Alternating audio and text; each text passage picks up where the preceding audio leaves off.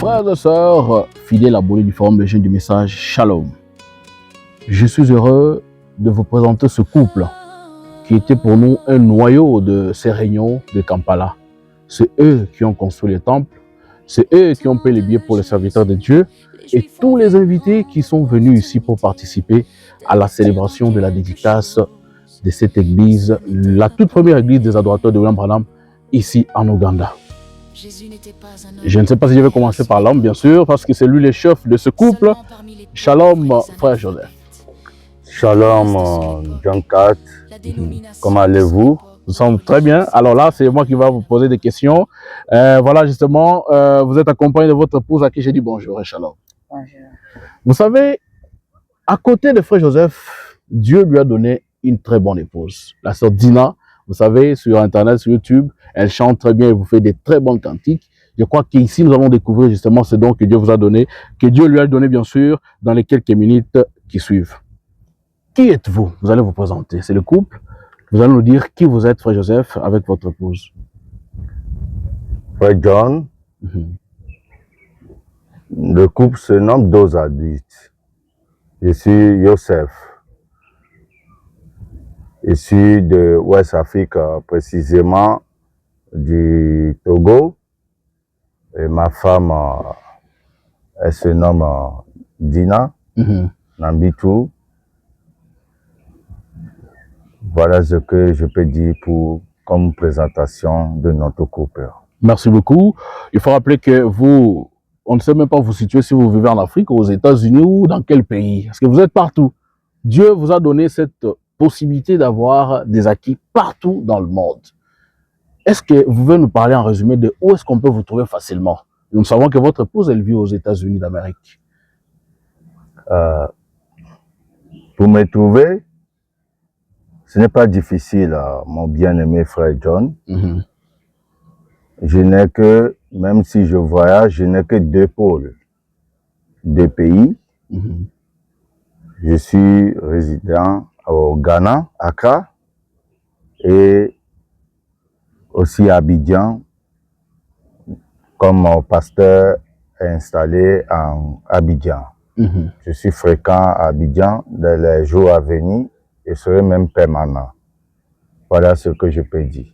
Merci beaucoup, frère Dose. Alors, pour ceux qui suivent souvent en ligne, le frère là qui s'appelle Dose Adulte, celui qui renvoie des citations chaque jour, celui qui vous bénit chaque matin sur son statut, il n'y a que des citations. Il ne parle pas de lui-même. Mais en les découvrant physiquement, c'est un grand homme d'affaires. Et ici, là, comme nous venons de le dire d'ailleurs tantôt, c'est lui qui a construit les temples pour le pasteur Zoé Mazambi ici en Ouganda. Alors avec eux, nous allons partager un peu des expériences tout autour, parce qu'il n'est pas ministre de l'Évangile, même son épouse ne prêche pas la parole, comme vous savez dans le message, mais ils ont des expériences terribles qui font qu'aujourd'hui, ils peuvent servir leur Dieu avec fierté. Comment est-ce que vous avez rencontré William Branham dans votre vie? Ce fut un moment formidable. Quand quelqu'un est en train de chercher Dieu et en toute sincérité, j'ai beaucoup sillonné des doctrines, des églises. D'ailleurs, j'étais né dans une famille catholique où toute l'éducation est basée sur le catholicisme, même prévu que je deviendrais un prêtre. J'ai été adopté par les Allemands. Vous connaissez les Allemands, une nature très dure. On n'a pas eu ce privilège ou ce plaisir de vagabonder dans les buvettes, dans les boîtes. C'est A, c'est B, c'est B. Et après, il y a eu le privilège de faire des recherches sur la théologie. À la sortie, c'est là où un doyen que j'aime beaucoup, il s'appelle Frère Charles Amefia. À chaque fois, il est venu vers moi pour parler de la parole de Dieu, mais à chaque fois dans sa parole, quand je lui pose des questions de la parole, quand ça va lui dépasser, il me dit, à pose la question, je vais amener devant la lumière. Cette lumière-là qui m'a un peu intrigué. Il disait, ah, qu'est-ce que tu as comme lumière extraordinaire que moi je ne retrouve pas. À ce moment-là, qui me présenta le message de William Marion Branham. Le premier volume que j'ai lu, c'est la Révélation des Saintes Sceaux, où j'ai pris 5 jours pour terminer.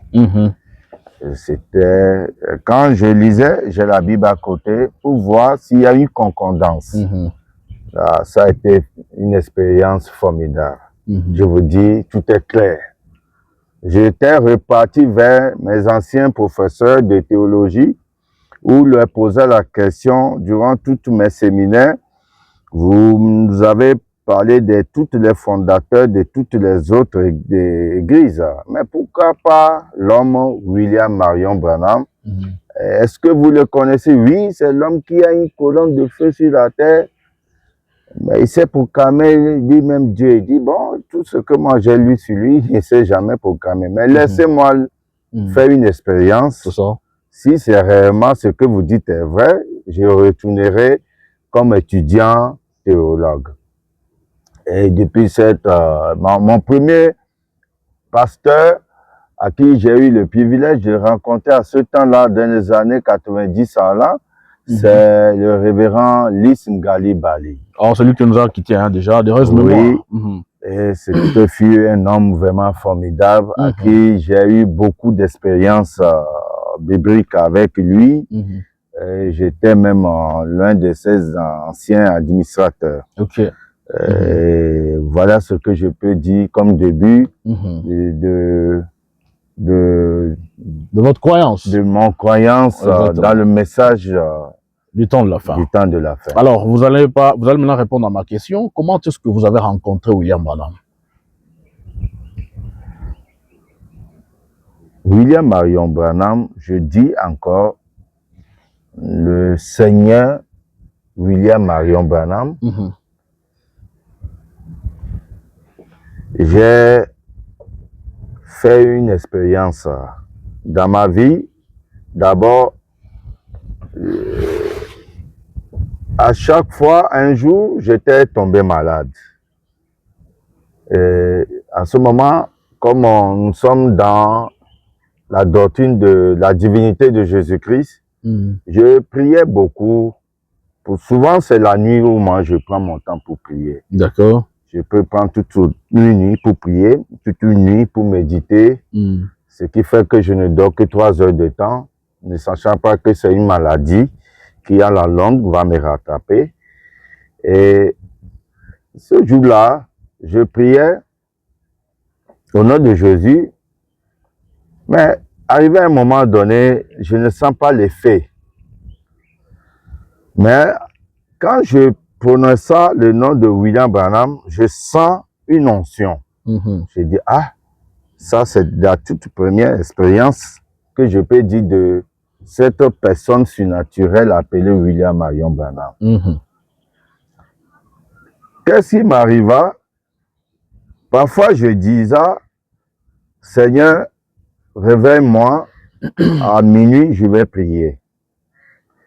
Maintenant, dans le profond de mon sommeil, j'entends comme si des cantiques, les gens chantent. C'est ça ce que moi-même dans le sommeil, je commençais à fredonner la chanson et je me suis sauté. J'ai dit, ah, qu'est-ce que c'est? La deuxième fois, parfois, quand les cantiques, j'attends, le sommeil est doux, je ne peux pas me réveiller, j'attends, on appelle ma voix. Vous savez, je suis jumeau.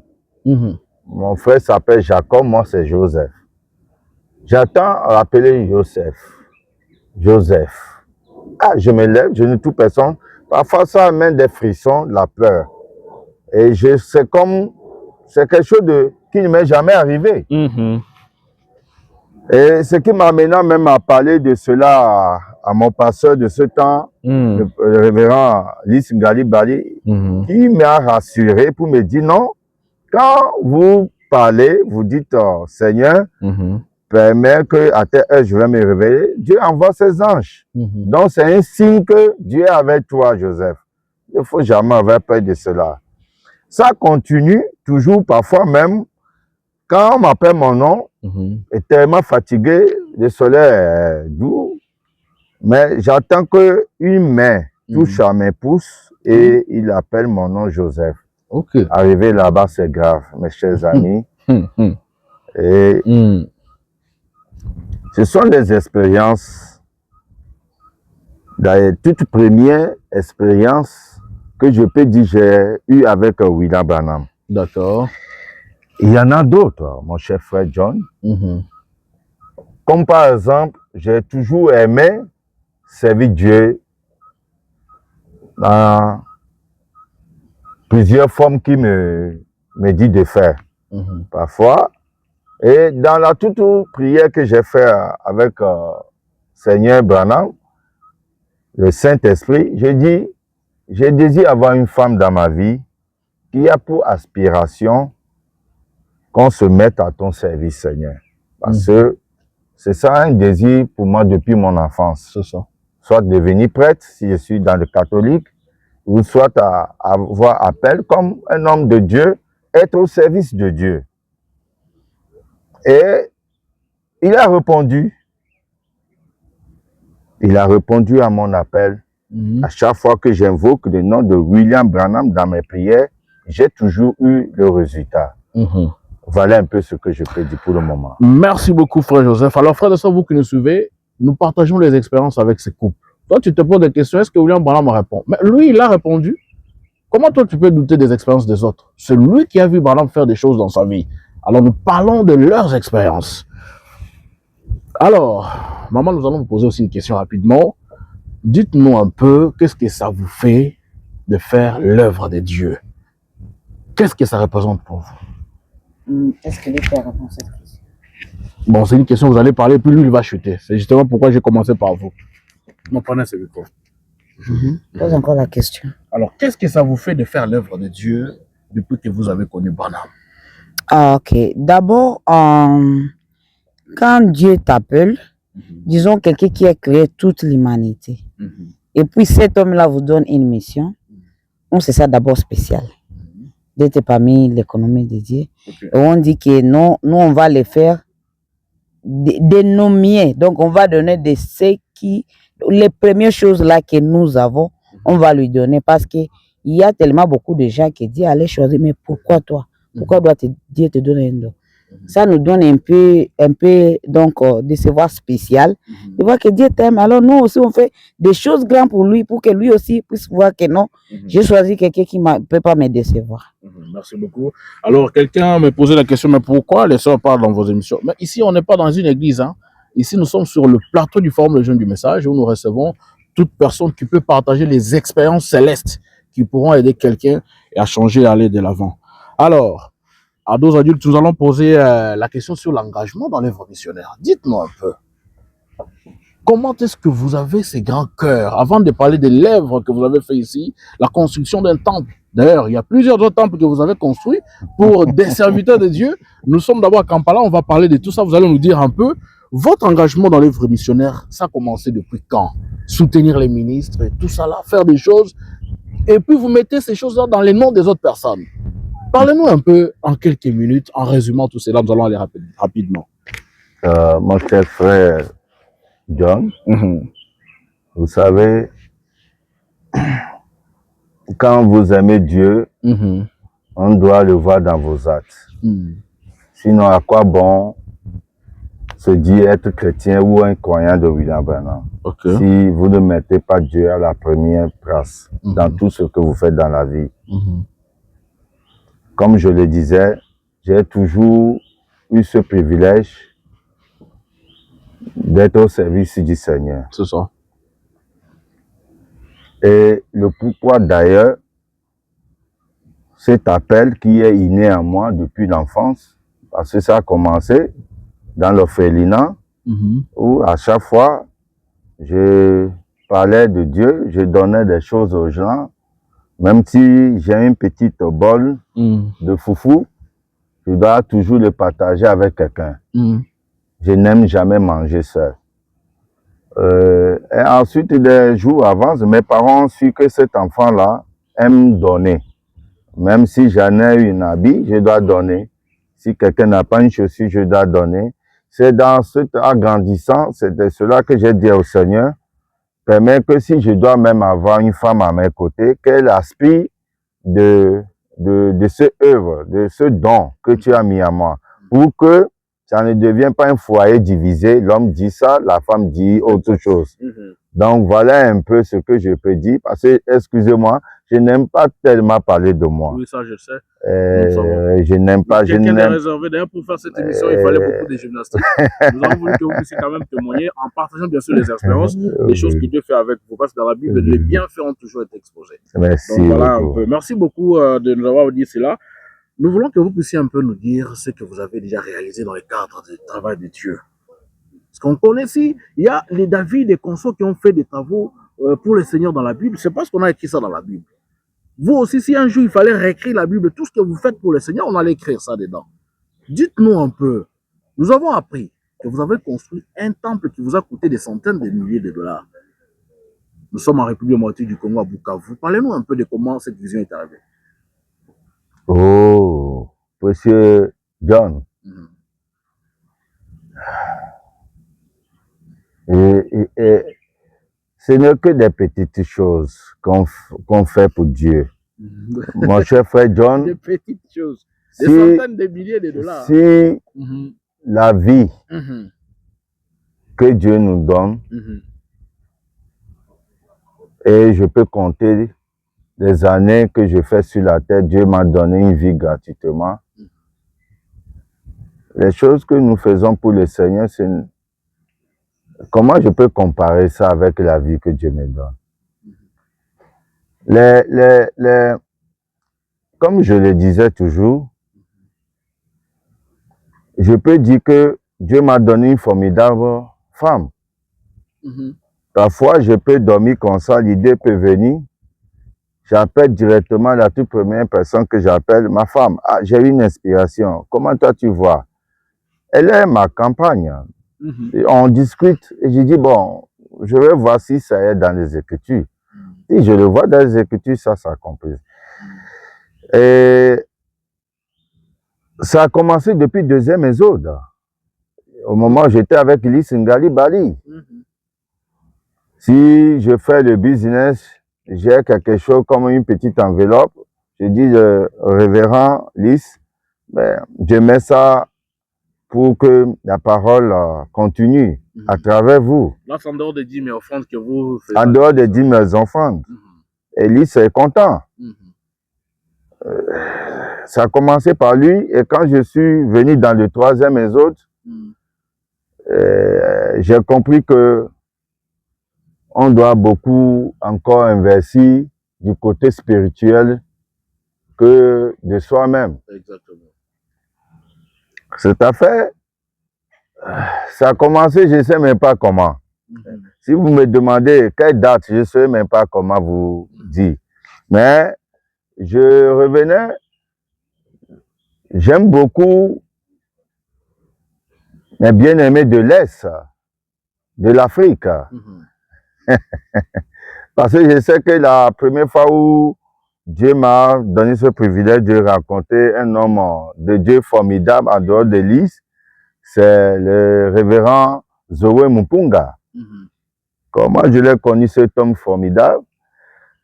C'est toujours pas le doyen Charles Amefia qui m'a introduit dans le message de la fin, et qui aussi un jour je revenais d'un voyage, il me parlait, je te cherchais depuis. Il dit, qu'est-ce qu'il y a encore, doyen? Ah, tu sais que Branham est Dieu. Il dit, ça ne m'étonne pas. Je l'ai toujours dit à Lys que il aura la divinité de Dieu sur la terre. Donc, quand j'ai écouté la prédication de ce moment-là de Bob, Bobo Mununga Monanga de de Kinshasa et de pasteur Robert de Bénin et le troisième personne c'est Zoé. Dans les trois, toute la nuit j'ai écouté les trois bandes là, non, j'ai dit que l'homme là a quelque chose de spécial plus que les autres. Excusez-moi, je dis les choses. Oui, c'est votre expérience exactement. Et c'est là où ça a commencé. Et un jour, quelqu'un me doit de l'argent. Cet homme-là vit en France. Il me doit de l'argent, beaucoup d'argent. Mais il me fait comme ça. Un jour, j'ai dit, je me suis agenouillé, j'ai dit, Seigneur, touche le cœur à cet homme pour qu'il me donne mon argent. Mais lorsqu'il me donnera cet argent-là, je vais mettre tout à ton service. Ça, 3 jours, le monsieur m'appelle. Oh, je n'arrivais pas à dormir. Non, je vais t'envoyer ton argent. Et il m'a envoyé l'argent. Le jour-là, je vous assure, dès que j'ai eu l'argent là, moi-même, je n'ai rien. Mais j'ai même pris l'argent, je voulais mettre dans quelque chose. Alors, la nuit, là, quelque chose me dit, n'as-tu pas oublié quelque chose, Joseph? Qu'est-ce que j'ai oublié? 3 fois, la même voix dit, n'as-tu pas oublié quelque chose? Sans ce moment, le rappel venait, j'ai promis à Dieu que quand il touchera le cœur à cet homme, je peux. Alors, automatiquement, j'ai pris l'argent là, j'ai appelé l'homme de Dieu, révérend Zoé, et je lui ai dit, révérend, j'ai fait une promesse à Dieu, je ne voulais pas être désobéi à la volonté divine. Je le mets au service de Dieu parce que l'argent n'est pas le mien, c'est pour le Seigneur. Et j'ai promis pour le champ missionnaire. Parce qu'à ce moment-là, il s'en va au Cameroun. Et lui aussi me disant, la nuit là, j'ai tout préparé, mais je n'avais pas l'argent de billet. J'ai prié, Dieu touche le cœur à quelqu'un, et c'est comme ça. Bon, c'est ce que je peux dire que Bukavu, le temple. Oh, John. Bukavu, ça a commencé au moment où un jour, moi et mon épouse, la toute première fois qu'on s'est dit, bon, parce qu'elle est passée par Kampala avant d'aller aux États-Unis. Et je devais rencontrer mon beau-père et je lui ai dit non, notre retrouvaille doit être à Kampala. Pourquoi? Parce que c'est une identification pour moi, de connaître ce qui sera ma femme, les parcours qu'elle avait vécu avant d'aller aux États-Unis. C'est de là on s'est organisé, rencontré à Kampala. Voilà. Maintenant, Kampala, et où on était un jour main dans la main, mon épouse a trouvé une jolie maison construite par une dame, et elle disait, je le vois. Elle dit, mais ma femme, tu aimes cette maison? Elle me dit oui. Le Seigneur William Branham peut... Sais-tu qu'il peut nous donner une maison pareille? Il dit, je ne sais pas. Il dit, certainement. Et nous adorons Dieu vivant, il va nous donner une maison. Et il nous a donné une maison. Dans les métayers qui travaillaient sur le chantier, j'avais rencontré certains frères congolais où j'ai su qu'ils sont des adorateurs de Branham. Ben, j'ai dit, mais vous êtes ici, vous êtes adorateur parce qu'ils voient les signes, comme vous le voyez. Ils voient toujours, il voit que j'appelle ma femme, Shalom, comment ça va? Et il dit, mais patron, vous êtes adorateur? Il dit, oui. Qu'est-ce qu'il y a? Vous voulez que je vous parle de William Branham? Il dit, moi aussi, je suis adorateur. Adorateur? Oh! Et qu'est-ce que tu fais ici? Il dit, non, je me cherche. Parfois, d'autres sont des réfugiés au camp ici et ils se cherchent en ville. Et c'est comme ça, j'ai rencontré beaucoup. Vous adorez où? Bon, nous n'avons pas un emplacement où adorer. Ah bon? Parfois, on se réunissait dans une école, 5, 10, et on n'a pas un lieu. Ça a été quelque chose qui a beaucoup touché mon cœur, mon frère John. Que les gens n'ont pas un lieu où adorer. Et j'étais même parti dans un camp appelé le camp Nakival où se trouvent beaucoup de réfugiés congolais voilà. De beaucoup de nationalités ici à Kampala. Et c'est dans ce camp, ma femme a fait quelque chose. À ce temps-là, elle a construit un petit bâtiment en argile où les gens adorent là-bas parce qu'elle-même, elle adorait là-bas avant de partir. Et j'ai trouvé ce peuple vraiment formidable. Voilà. Qu'ils aiment Dieu avec sincérité. Et dans ma prière, toujours, je dis, Dieu donne les moyens pour avoir quelque chose pour eux. C'est ça. Et la toute première personne que je peux dire qu'il est très attaché à ma belle famille, c'est le pasteur Jonathan Mugusa, Voilà. que j'aime beaucoup. Parce que moi, il nous a quittés, il faut rappeler, il y a presque 2 ans, c'est ça? et oui, je peux dire c'est mon associé dans le parcours à l'Est ici. Mais j'ai un pasteur qui est Zoé. Donc, ce qui fait que Mugusa, je suis partagé. Je le considère comme aussi mon beau-père et aussi un pasteur doyen. Et ensemble, je disais à ma femme, peux-tu dire au pasteur Jonathan, si le champ missionnaire, c'est là je peux, entre parenthèses, parler de début de team missionnaire. Voilà, on va y arriver. Confiance Oui. le temple. Maintenant, le temple, les gens sont éparpillés. Ils n'ont pas un lieu où adorer. Et en ce moment, Dieu nous donne les moyens. Je disais à mon épouse, si Dieu nous donne dans les années à venir un peu d'argent, on va pouvoir ouvrir une église ici, à Kampala, où tous les bien-aimés seront réunis, ils seront inquigés. Et mon épouse est très contente. C'est quelqu'un qui m'épaule beaucoup dans ces choses-là que je dis Dieu merci. Et c'est comme ça qu'on a un peu réuni un peu de moyens. On a notre gérant, qui est aussi un frère qui s'appelle Alain, à qui nous envoyons souvent, cherche-nous un terrain et on a trouvé un lieu. Je l'avais demandé, bon, le lieu là que vous avez trouvé, est-ce que le lieu là n'est pas loin de ceux-là qui sont des adorateurs? Parce que si vous trouvez un lieu où les gens vont avoir comme difficulté pour venir, alors qu'ils sont venus se chercher ici à Ouganda, ça va être un peu difficile. Cherchez un lieu où vous voyez qu'il y a beaucoup d'adorateurs qui ne sont pas loin. Et c'est ce qui a été fait. Le plan, je l'ai pris un bout de papier, j'ai dessiné le temple, où j'ai partagé avec le révérend Zoé comment vous voyez ça, voilà les dimensions du terrain, voilà. Et il a dit oui, c'est bon, mais fais comme ça que le temple soit vraiment à la dimension limitée au terrain et tout, et c'est comme ça les choses se sont donc là, vous avez parlé en quelque sorte du temple que vous avez construit ici à Kampala. À Kampala. Le Bruxelles de Goma, c'était par quelle expérience? Bukavu, voulais-je dire? Bukavu. Est-ce que le pasteur Jonathan vous avez demandé par exemple de construire ce temple? Jamais. Le pasteur, aucun des pasteurs nous a dit de construire un temple, non. Et nous, c'est pour un apport ou un soutien, voilà, pour soutenir l'œuvre de Dieu. Ils n'avaient pas un endroit où ils pouvaient se réunir dans le temps? À ce temps, l'un des bébés de pasteur Jonathan, c'est pasteur Justin. Et ils sont 3 à ce moment-là. Il y a Justin, il y a pasteur Roger, il y a pasteur Sotman, les braves hommes que j'aime beaucoup. Ce sont des gens qui sont proches. Donc, on travaille avec lui quand il était encore en vie sur terre, hein, c'est ça? Nous travaillons avec Jonathan pour l'œuvre missionnaire. Mais il nous a parlé de ces filles-là et de ces prédicateurs-là. Ce sont des prédicateurs, des pasteurs responsables des églises? Oui, oui, ils ont leur petite enclos quelque part. Mais à la suite, nous avons vu que ils n'ont pas assez de moyens pour construire quelque chose de bien. C'est suite à cela que nous avons eu un peu de moyens. Nous avons construit quelque chose pour le pasteur Justin, afin qu'il quitte dans un lieu très reculé, être en ville à Bukavu. Et c'est comme ça.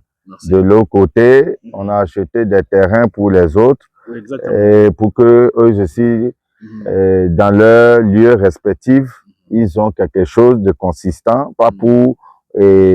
parce que dans ces contrées, c'est difficile de joindre les deux bouts, parce que dans ces contrées, il y a la guerre, il y a des problèmes, il y a des décès, mais c'est un peuple qui aime Dieu, ils sont sincères dans leur adoration. Donc, qu'est-ce que le couple d'os peut faire pour joindre main à eux? C'est ce que Dieu nous explique. Voilà un peu ça. Il faut rappeler que vous avez construit des maisons, acheté des parcelles pour des serviteurs de Dieu. C'est des choses, je sais que vous ne pouvez pas les dire parce que vous ne voulez pas en parler. C'est des choses que nous-mêmes, nous sommes surpris. Quand nous avons un Kampala, on apprend de toutes ces choses-là. Vraiment, c'est par amour de Dieu que vous le faites.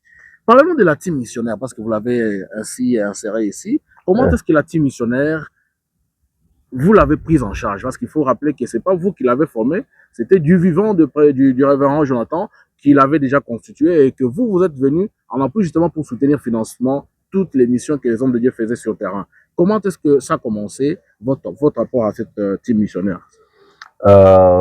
Monsieur John, comme je vous disais, moi j'ai l'inspiration que Dieu me donne. Je soumets cela à mon épouse pour voir parce que c'est ma femme vient de l'Est du Congo, de Bukavu précisément. Ma femme est la toute première que j'ai eu ce privilège de rencontrer, ce peuple que j'ai beaucoup aimé. Depuis mon enfance, j'entendais les chansons de Swahili. Ça, c'est privé à moi. Je disais à Dieu, si un jour tu vas me donner une femme, donne-moi un peuple qui parle d'une dialecte comme ça. Swahili ou Zulu, j'attends. C'est leur langue là, est très bien formidable. Donc, l'inspiration est venue toujours où j'ai visité le camp Nakival, et dans le contrée ici à Kampala, où j'ai vu les bien-aimés éparpillés. J'ai vu que le message n'est pas allé très en avance dans les provinces partout, et c'est tout centralisé à Kinshasa. C'est là, je disais, en prière, Dieu m'a inspiré, je disais à mon épouse, pourquoi ne pas, à partir du révérend Jonathan, le soutenir pour apporter le message à ceux qui n'ont pas eu ce privilège d'écouter la première fois. Ma femme m'a dit, ah, c'est vrai, il faut parler, parce que le pasteur Jonathan écoute beaucoup mon épouse. Parce que si moi je le dis, peut-être qu'il aura une faiblesse, il va se dire, ah, lui il veut m'imposer quelque chose. Alors que c'est toujours une doléance que moi j'ai fait. Et c'est parce que Jonathan Mugusa a trouvé ça formidable.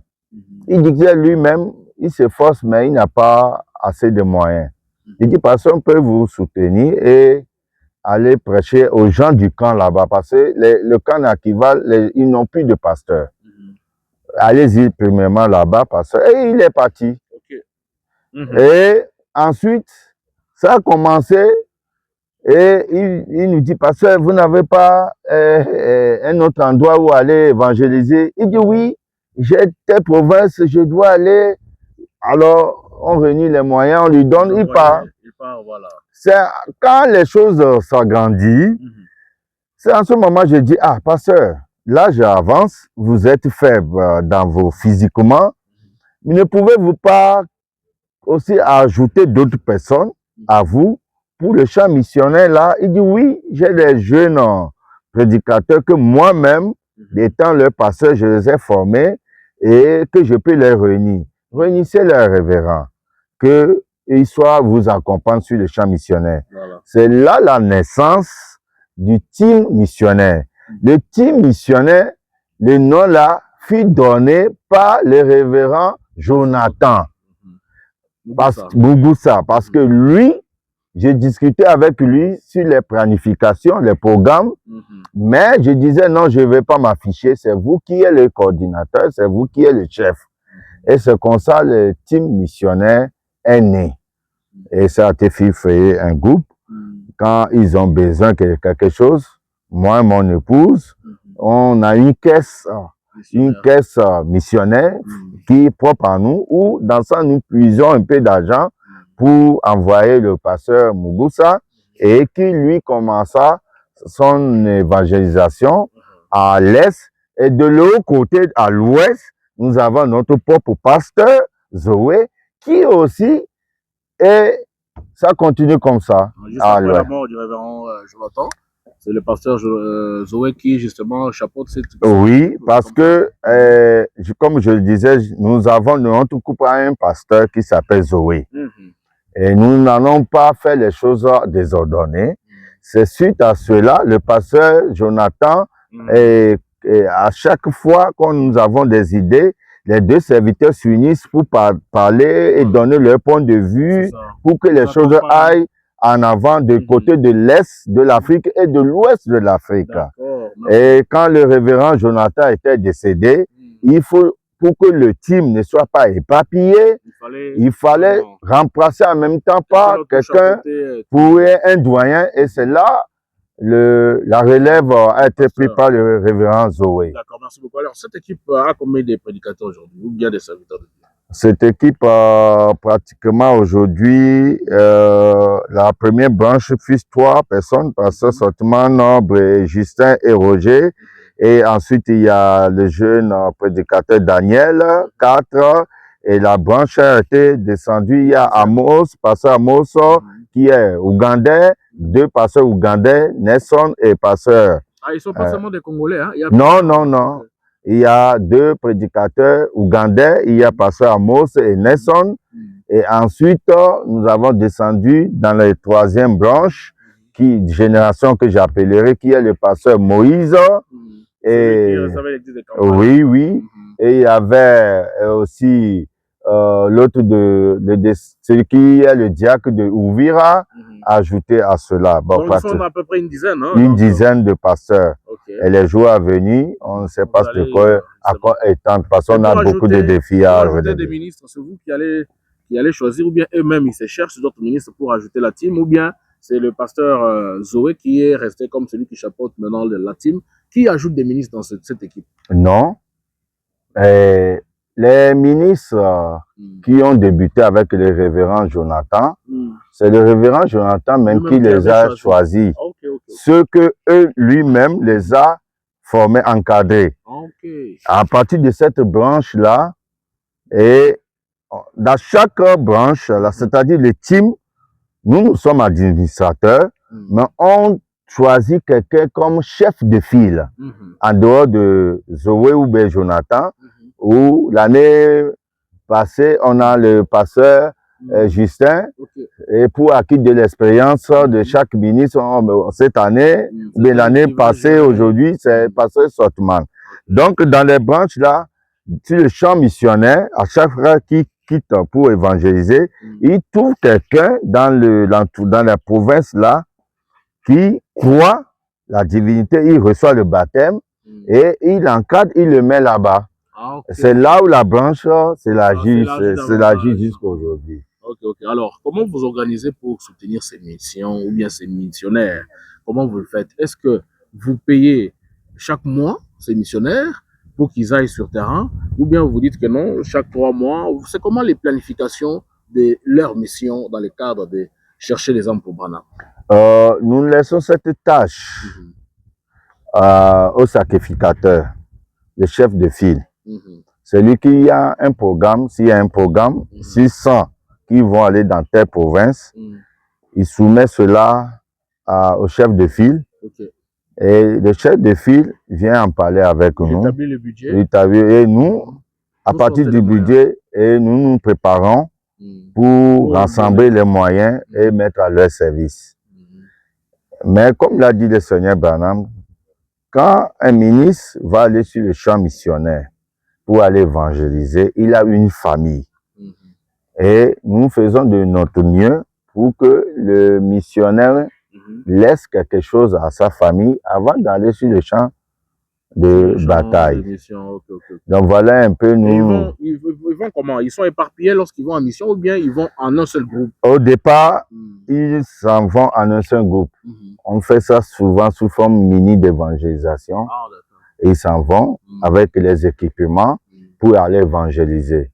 Et à la longue, chaque ministre choisit une province. Voilà, et il s'en va seul aller évangéliser avec un budget tout accordé. Et l'autre ministre aussi attaque ici. On a commencé par les provinces de l'Est de la RDC.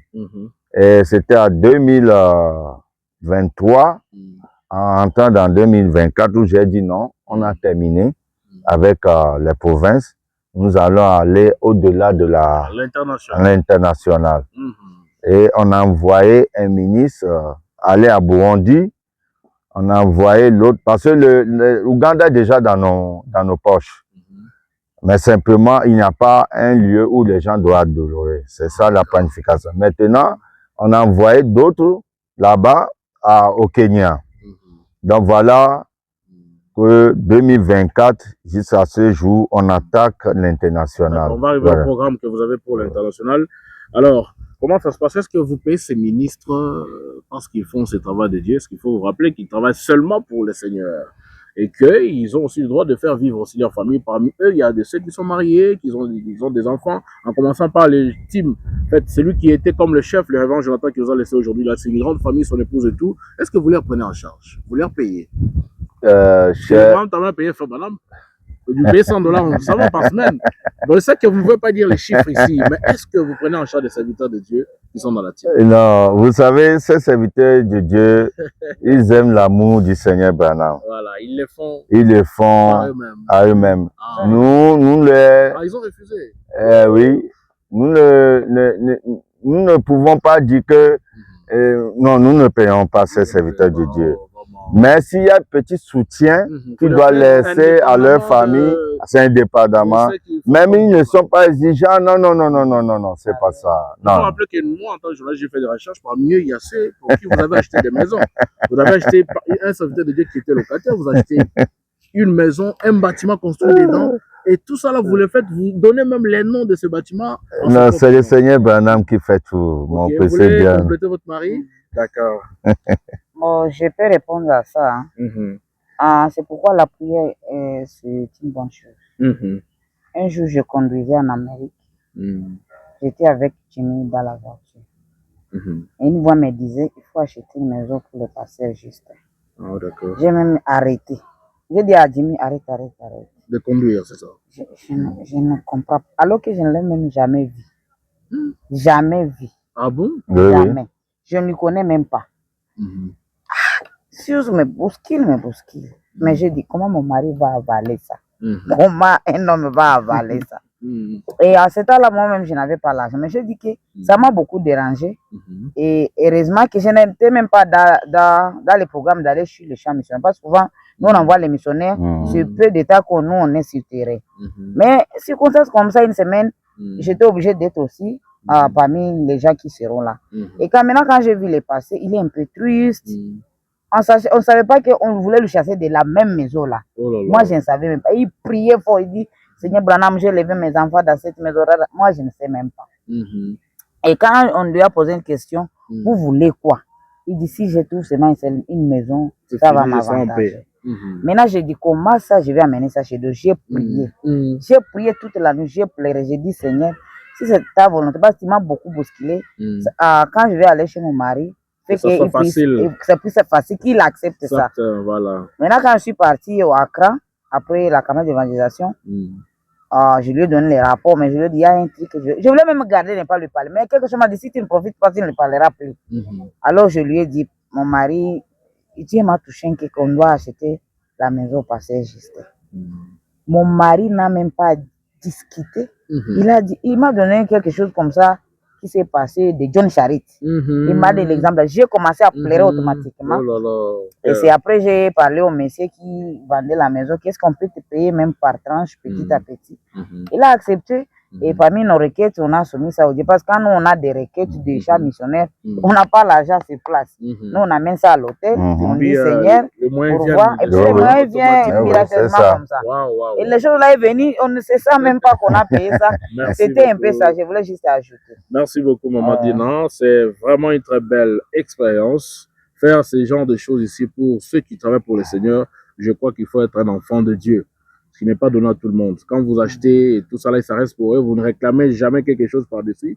Donc, c'est quelque chose qu'il faut vraiment bien encourager. Parlons justement de cette œuvre que vous avez justement parchevée ici à Kampala. Une église vraiment bien construite dans les conditions, on va dire, standards actuelles de la vie courante. Alors, dites-nous un peu, ça vous a pris combien d'argent pour que vous puissiez, d'abord, avant d'arriver à l'argent, ça vous a pris combien de temps pour que vous puissiez arriver à construire ce temple? Frère John, Vous savez, quand les inspirations viennent comme ça, et que vous êtes dans la volonté parfaite de Dieu, c'est Dieu qui coordonne tout. Et l'achat du terrain jusqu'à la finition, ça nous a pris 7 mois. 7 mois seulement? Oui, Oh. ça nous a pris 7 mois. C'est tout. 7 mois seulement. Oui. Et qui coordonnait d'abord tous ces travaux d'abord?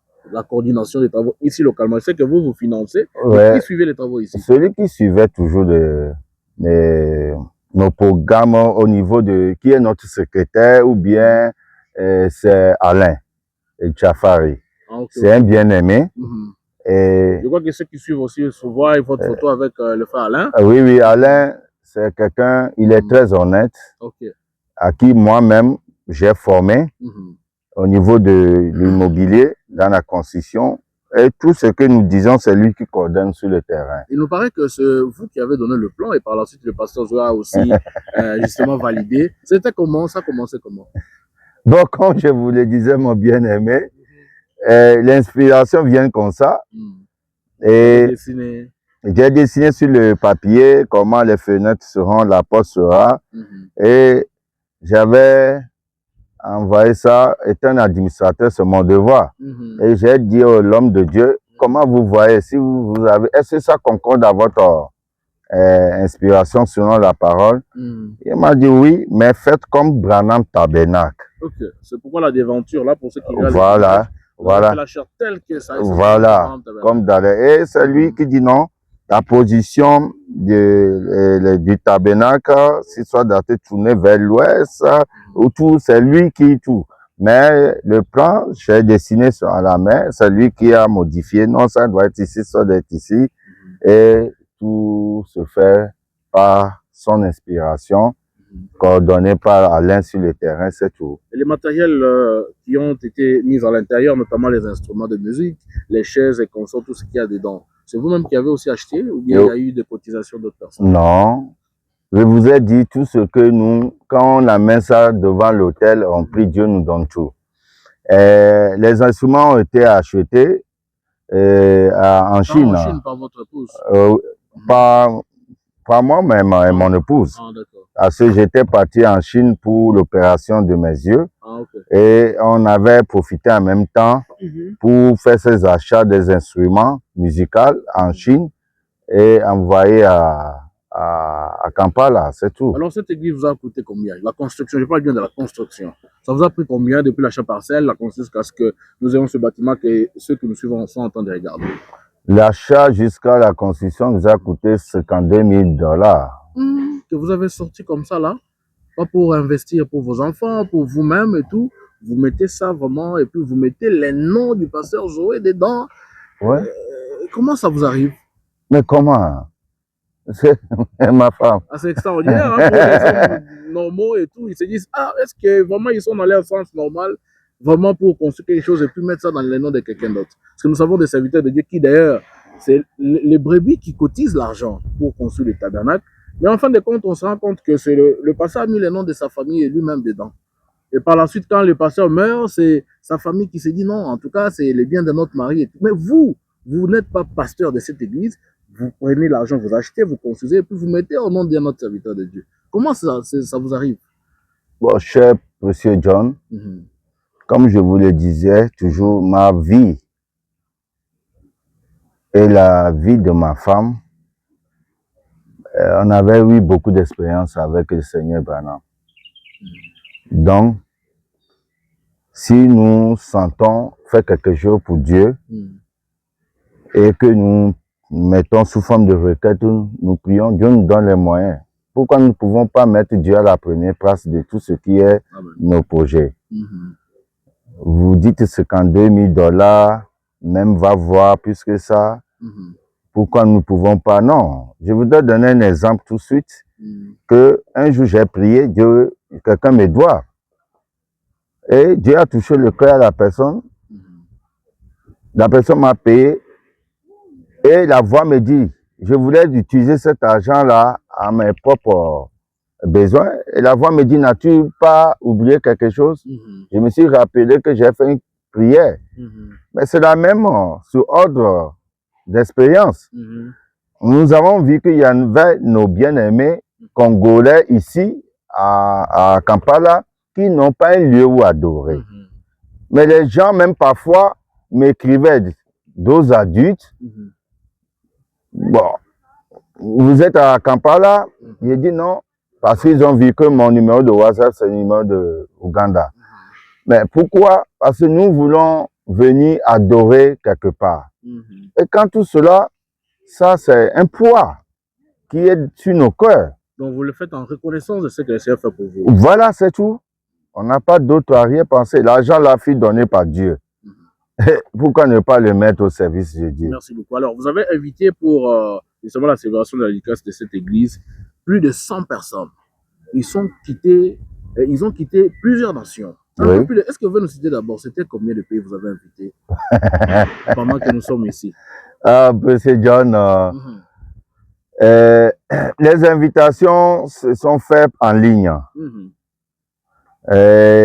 D'autres même on ont dit que non, nous n'avons jamais eu le privilège de rencontrer d'autres adultes, puisque c'est un homme qui nous bouscule dans les forums. D'autres sont déplacés là-bas à RDC, d'autres en Burundi, d'autres à Kenya, d'autres à Abidjan, comme le révérend Zoé avec toute son équipe. Et il y avait le Togo, et moi-même, Canada, aux États-Unis, parce qu'il y avait même un pasteur dénominationnel, c'est-à-dire qu'il n'est même pas dans le message de temps de la fin, mais qui est tellement familier à ma femme, qui s'est déplacé. Il s'appelle encore comment c'était le pasteur? Pasteur Bavor, que j'aime beaucoup. Il est aussi à Kentucky comme vous? Oui, il s'est déplacé lui-même, il est venu. Et moi-même qui suis le représentant du Ghana aussi qui est là. Ok. Un peu plus de 7 ou 8 pays. C'est pas 8 à 9 pays. Mais oui. Voilà. Et il nous paraît que vous avez dépensé plusieurs milliers de dollars pour justement inviter ces gens, les loger, les nourrir. Beaucoup d'argent. Est-ce que vous pouvez nous dire en gros, c'était combien? Vous avez même payé des billets, il faut rappeler. Pour nous-mêmes journalistes, vous avez payé des billets. Vous êtes tellement informés. Ils sont venus au loin et tout, vous avez payé des billets. Dites-nous un peu, ça vous a pris combien? La responsabilité ou la charge de toute cette manifestation? Mon précieux John. Bien organisé, ça vous a pris combien? Vous savez, les chiffres n'est pas mon point fort. Parce que l'essentiel que les gens soient là, c'est ça qui est notre approche, c'est ça qui est notre joie. Et nous allons, vous allez vous excuser, bon, je peux dire, minimum soit en 67 000 dollars que Dieu a mis à notre disposition pour son service, c'est tout. Il y a une question que j'ai posée au révérend Zoé quand nous avons fait avec lui une émission. Je lui ai demandé, ce couple-là, combien de millions de dollars manquent pour continuer à sortir l'argent comme ça et tout ça là? Est-ce que vous avez aussi les retours de tout ce que vous faites ici? Est-ce que le Seigneur vous bénit? Est-ce que pour tout ce que vous faites pour le Seigneur? Monsieur John, notre couple que vous voyez, nous existons grâce au Seigneur Branham. Nous n'avons pas des millions en banque, en toute sincérité.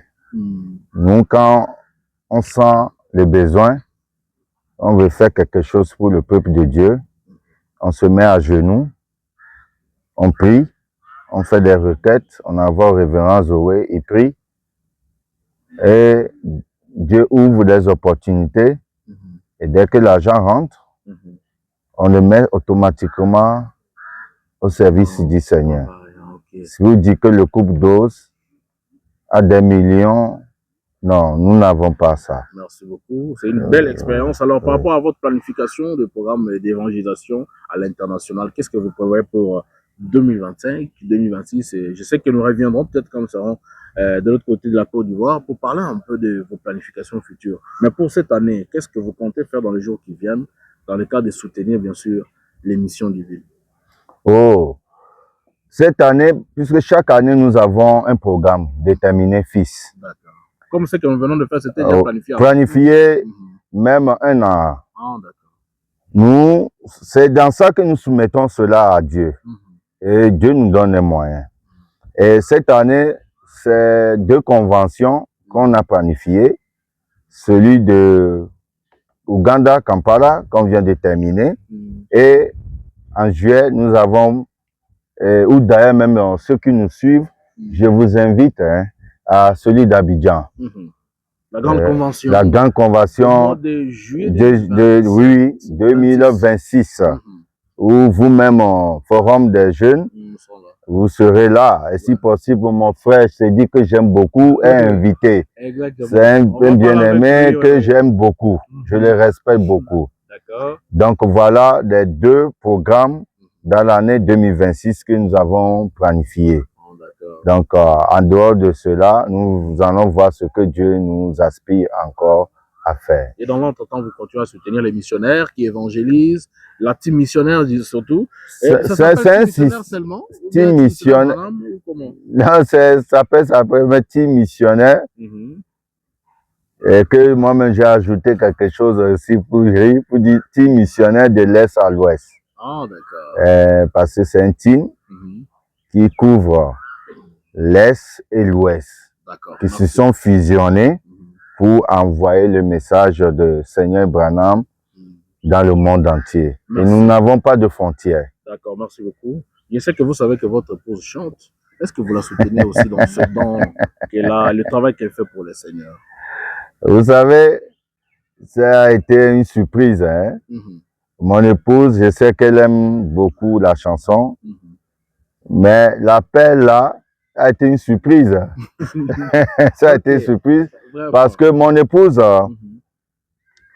dans mes moments difficiles, souvent des opérations des yeux et tout, elle me disait, chérie, je sens chanter. Au départ, j'ai dit, ah, comment toi, chanter, comment? Elle me dit, non, depuis dans le monde, dans le chorale, je chante. Il dit, ah bon? Ah, ok, fais quelque chose, je veux voir. Et quand j'ai trouvé ça formidable, mais la seule chose que j'ai amené mon épouse à se baser, j'ai dit, si tu veux chanter, chante en Swahili. Parce que ça m'a ramené dans l'enfance où j'écoutais les chansons en Swahili. Et j'ai dit, les cantiques, toi, tu les interprètes en Swahili. Pour ce peuple-là qui ne peut pas parler le français, puisse être à l'aise d'exprimer la joie à leur Seigneur dans leur langue. Et ce concert a débuté et elle a joint avec des expériences personnelles qu'elle a eues avec Dieu. Vous savez, mon épouse a suivi beaucoup d'opérations chirurgicales et Dieu nous a aidés. Elle est en vie aujourd'hui, vous voyez. Et moi-même également, si je suis devant vous, John, c'est un miracle. Donc, et tout cela, ma femme prend cela pour exprimer en chanson comme remerciement au Seigneur. Donc voilà, c'est tout. Au jour d'aujourd'hui, vous avez combien de chansons SOS, elle en a plusieurs. Plusieurs chansons et puis c'est sorti rapidement dans un laps de temps. Dites-nous un peu, est-ce que vous pouvez avoir une image, combien 100, 200 que vous avez déjà composé? Prenez ce micro. Pour le cantique, l'inspiration m'est venue parce qu'avant, si Dieu allait me demander comment vous voulez me servir sur la terre, je lui dirais je vais chanter. Ça, c'était côté moi. Et puis je me demandais, ah Dieu, moi je vais chanter, toi tu me donnes des missionnaires, comment je vais faire? Maintenant, quand je vais parler aux gens, vu qu'on ne peut pas prêcher, on est des femmes, comment un message va parvenir aux gens? Donc c'est là un jour, quelque chose me dit, mais tu peux faire ça une cantique. Mais j'ai dit, mais je ne connais pas chanter, même comment on compose. Ok, bon, j'ai ignoré. Après 3 heures du matin, quelque chose me dit, mais toi compose ta première chanson. C'est là que j'ai commencé à composer, j'ai laissé. Et heureusement qu'il dit à amener Frère Banks sur mon chemin pour me dire non, il faut faire comme ça, comme ça. C'est comme ça que c'est venu. Bon, premièrement, j'ai commencé à interpréter les cantiques de français en Swahili. Ça, c'est là où j'ai commencé. Mais dans ça, là, le Seigneur peut me donner quelque chose. Je peux me lever à 4 et je commence à chanter. J'ai réussi là-bas pour que je puisse pas perdre les inspirations. Je crois qu'on est arrivé à plus de 150. C'est quand même beaucoup. Hein? Et vous maîtrisez vous-même toutes ces cantiques? Ah, souvent même, il y a, j'écoute un cantique, je ne sais même pas que c'est moi qui ai composé. Et là, je me souviens. Maintenant, on est sur le point de faire des clips pour que ça puisse pénétrer dans les âmes des gens. Exactement. Pour ceux qui veulent écouter ces cantiques qui ne sont pas encore sur YouTube, on va vous insérer dans un groupe WhatsApp où vous allez retrouver tous ces cantiques. À chaque fois que ça sort, on balance dedans et puis vous aurez la possibilité aussi de suivre cela. En dehors de cela, je sais que vous êtes businesswoman, vous avez des entreprises par-ci, par-là, aux États-Unis, en Afrique et tout ça là. Est-ce qu'il vous arrive parfois de faire la part des choses dans votre couple, c'est-à-dire savoir gérer votre mari, vos affaires, ainsi que le don que Dieu vous a donné, la musique? Ah, vous voyez, comme on disait, Dieu, c'est un Dieu de variété. Et quand Dieu vous donne un don, il sait que vous êtes capable. Tout se gère même jusqu'à ce que je suis surpris. Mais heureusement que j'avais dit, un jour j'avais pris au Seigneur, je suis fatigué d'aller au travail chaque jour, mettez sur moi les jambons, qu'on peut voir comment on peut, donc vous mettez gagner ici et produire l'argent et dessus produit. Mais là, pour faire ça, vous ne pouvez pas prendre un frère comme ça. Je prie et Dieu me donne un son, je me montre un frère. Et spirituellement, on s'associe comme ça. Donc, c'est pas par hasard. Et du coup, même si je ne travaille pas, il y a un petit moyen qui suffit pour que moi j'occupe aussi du couple. Ah, d'accord. Alors, est-ce que le mari, le frère d'Ose, est-ce que vous soutenez votre femme dans ce qu'elle fait? Et qu'est-ce qu'elle représente aujourd'hui pour vous? Je sais qu'elle fait le même travail que vous faites, c'est-à-dire soutenir les missions et tout ça là. Est-ce que ça vous va, ce qu'elle est aujourd'hui? Et vous la soutenez aussi? Vous savez, parce que beaucoup diront que non, ma femme est américaine. C'est elle qui sort l'argent. C'est elle qui donne la vous soutient. Je dirais non. Ma femme vit aux États-Unis. Elle n'a jamais touché même 50 000 $ dans sa poche. Au moment où moi je l'ai connue. Mais elle a eu un atelier qui est tresse. Et c'est là que je lui ai dit non. Ça ne peut pas aller comme ça. Toutes les orientations que je donne à ma femme, elle respecte ça. Non, c'est qui est bon déjà. C'est pas facile hein, aux États-Unis. Oui, et ça produit de l'argent. La gestion de l'argent, je remercie le Seigneur de m'avoir donné une femme qui gère l'argent. Parce que je ne peux pas dire je suis le mari. L'argent là, c'est le mari, non mari, non. Moi, en toute honnêteté, frère John, j'étais né dans une famille bourgeoise. Et l'argent m'importe peu. Mais pour la gestion de l'argent, je l'ai laissé l'autorité à ma femme. Mais les orientations, c'est moi qui donne. Même en matière de business.